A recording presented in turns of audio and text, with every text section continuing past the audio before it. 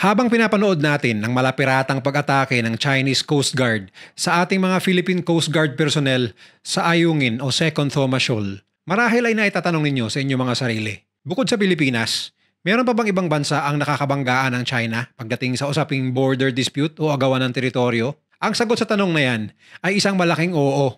Dahil ayon sa datos, ang China ay mayroong naging 17 na territorial disputes sa kanyang mga kapitbahay simula nang umusbong ito bilang superpower sa mundo.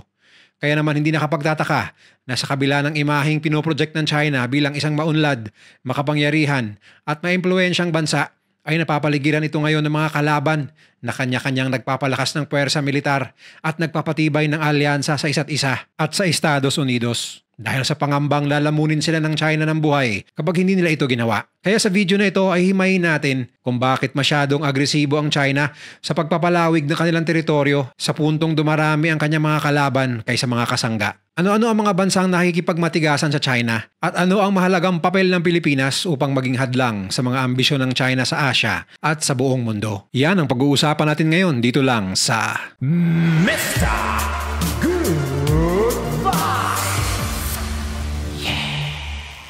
Kasabay ng paglaki ng ekonomiya ng China at paglakas ng puwersa militar nito ay ang lalo nitong pagpapahayag ng kanyang ambisyon na maungusa ng Estados Unidos bilang pinakamakapangyarihan at pinakamaimpluwensyang bansa sa mundo. At dahil nga sa ambisyong ito ay mas lalong dumarami ang mga nakakalaban ng China kumpara sa iilan lamang niyang mga allies tulad ng North Korea, Iran at Russia. At ang numero unong dahilan sa pagdami ng kanyang kagalit ay ang agresibo niyang pagpapalawig ng teritoryo sa mga lupain at katubigang nakapalibot sa China. Maging ang South Korea na isa noon sa pinakamalaki nilang trade partner sa Asia ay nakikipag-alyansa na sa Japan sa kabila ng mapait nitong karanasan sa kamay ng mga Hapon noong World War II dahil sa nararamdaman nilang banta galing sa China. Kaya ayon sa mga eksperto, nasa maling hakbang di umano ang China dahil imbis na dumami ang allies nila sa kanilang pag-angat, ay mas lalo pang dumarami ang mga bansang nakakaalita nito, lalo na sa larangan ng border o territorial disputes, mapalupa man o karagatan. Umpisahan natin sa conflict nila sa India na ayon sa isang Indian government official ay paraan ng China upang pigilin ang pag-usbong ng India sa rehiyon dahil nakikita nila ito bilang banta laban sa kanilang sariling ambisyon. Ang pag-unlad ng Indian economy maging ang paglakas ng puwersa militar nito ay maiging tinututukan ng China.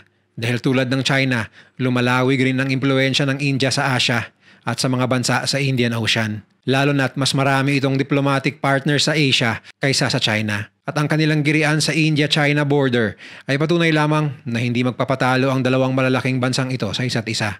Sa katunayan, noong May 2020 hanggang January 2021, ilang beses naganap ang engkwentro ng mga sundalo ng dalawang panig na nagumpisa sa isang rumble sa isang probinsya na malapit sa Tibet, India at Chinese border. Hanggang sa nauwi sa tagaan at saksakan na ikinasawi ng 20 Indian soldiers at 4 na Chinese na sundalo sa kabila ng walang baril na ginamit sa pagitan ng dalawang panig. Ang India-China border dispute ay nag-umpisa pa noong 1962 o halos 62 years na ang tagal na nahahati sa dalawang sections ang mga pinag-aagawang teritoryo. Una ay ang western sector na Aksai Chin. Dati itong bahagi ng Indian province na Jammu and Kashmir at kinlaim ng China na bahagi ng Xinjiang region. Noong October 1962 ay nagkaroon ng bakbakan dito sa pagitan ng dalawang panig kung saan tinalo ng China ang India at simula noon ang China na ang nagkokontrol sa naturang lugar na bagamat karamihan ay pawang bakanting lupain lamang at walang nakatira. Ang isa namang bahagi ay sa eastern section sa Arunachal Pradesh region. Pangalan pa lang ng lugar ay walang dudang Indian na, ngunit ayon sa China ay pagmamayari nila ang buong 90,000 square kilometers na lupain simula pa noon. Inukupan nila ito patapos matalo ng China ang India noong 1962 war hanggang ngayon kaya lalong mainit ang dugo ng India sa China.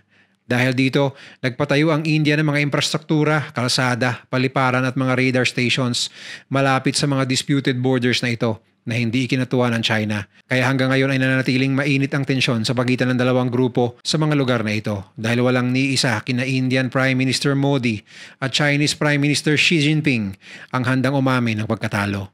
Sa katunayan, ang mga sundalo ng dalawang panig maya-maya ay nagkakasukotan ng lakas sa naturang lugar sa pamamagitan ng mga bugbugan, batuhan at pasiklaban ng mga makabagong armas at gamit.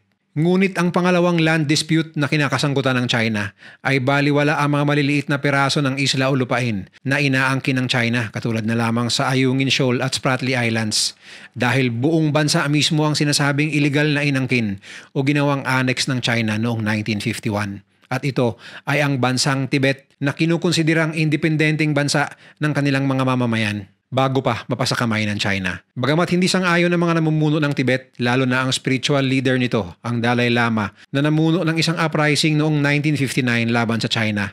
Bagamat hindi ito naging matagumpay, kaya napilitang umalis sa Tibet ang pamunuan nito kasama ang Dalai Lama at lumipat sa India. Ngunit maging ang mga taong naiwan doon, bagamat takot magsalita kapag tinanong, ay naniniwalang ang Tibet ay isang bansa at hindi bahagi ng China.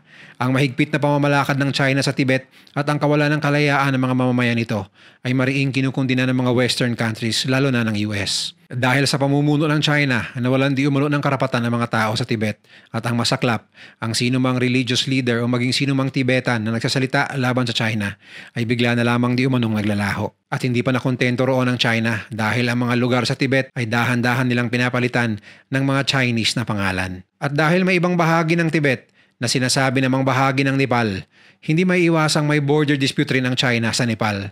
Ayon sa Nepal, na walang basihan ang tuluyang pag-annex ng China sa Tibet.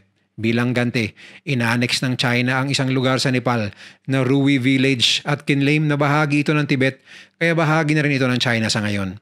Bukod pa riyan sa mga balitang patuloy na pagpasok ng China sa ibang mga probinsya ng Nepal na malapit sa Tibet. Isang bansa pa sa Eastern Himalayas na mahidwaan sa China ay ang Bhutan.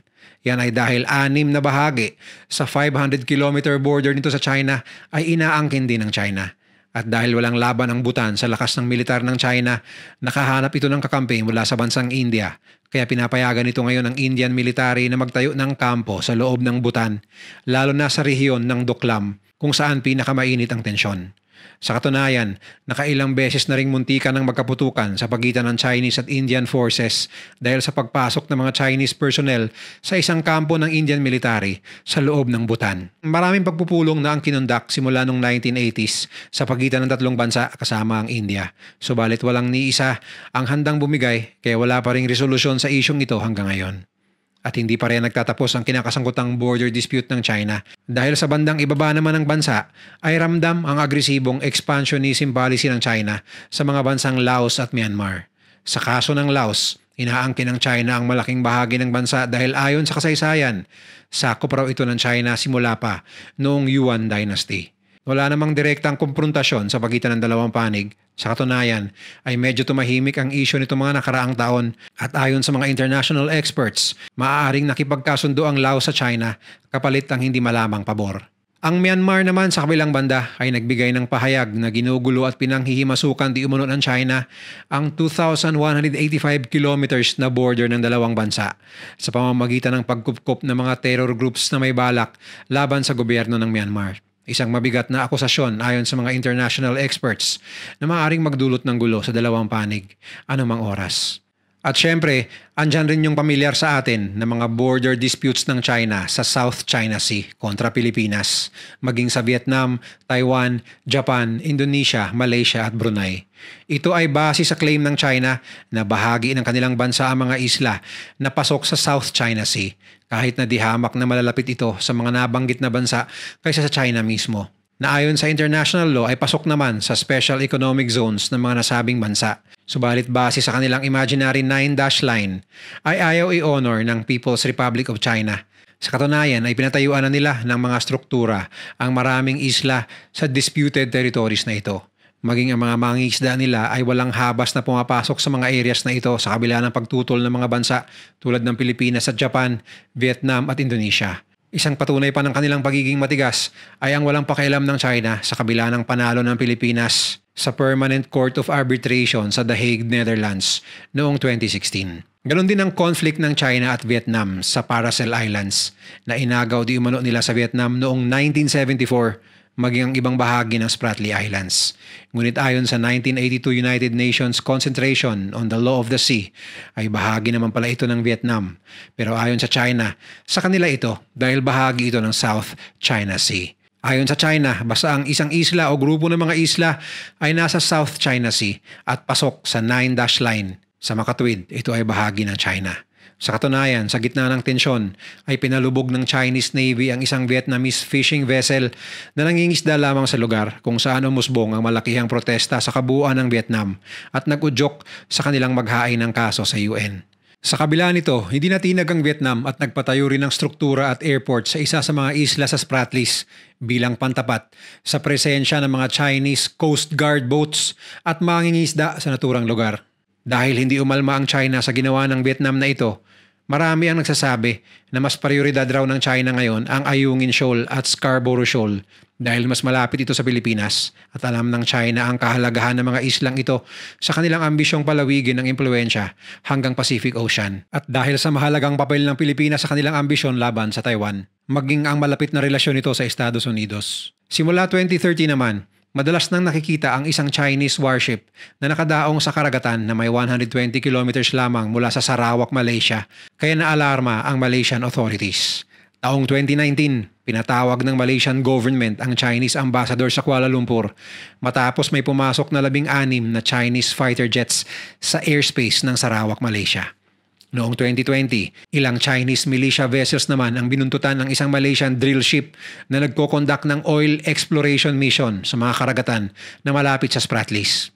Nang ayaw lubayan ng Chinese ships ang barko ng Malaysia, nireport nila ito kaya biglang dumating ang dalawang barko mula Australia at US na pumasok rin sa Spratlys at dito lamang kumalas ang mga Chinese militia ships. Bukod sa Malaysia at Vietnam, may kanya-kanya ring claims ang Indonesia at Brunei sa ibang isla sa South China Sea na inaangkin ng China. Bagamat mas tahimik ang dalawang bansa sa isyong ito sa ngayon. Ngunit sa tuloy na pagiging agresibo ng China at pagpapakita ng puwersa nito mga nakaraang taon, ay di malayong papasok na rin ang dalawang bansa sa eksena. Maging ang Japan na may malakas ng puwersa militar ay hindi nakaligtas sa isang border dispute kontra China. Dahil sa nakita nilang oil reserves noong 1970s, nagka-interes ang China sa Senkaku, Daiyayu at Teotutai Islands na matagal nang kontrolado ng Japan. Makailang beses nang may pumasok na Chinese Coast Guard at fishing vessels sa mga naturang isla na lubos na ikinagalit ng Japan.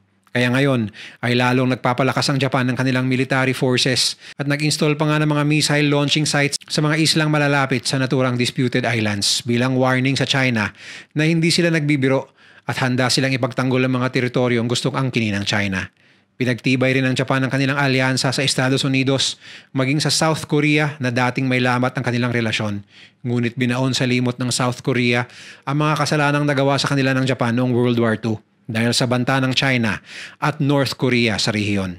Hindi lang sa teritoryo nagkakaroon ng kalaban ng China sa paligid niya. Dahil sa pang-iispiya ay nagkaroon rin ng tensyon ngayon ang relasyon nito sa Australia dahil sa pagkakabuking ng presensya ng maraming Chinese spies na nag-ooperate sa loob ng Australia.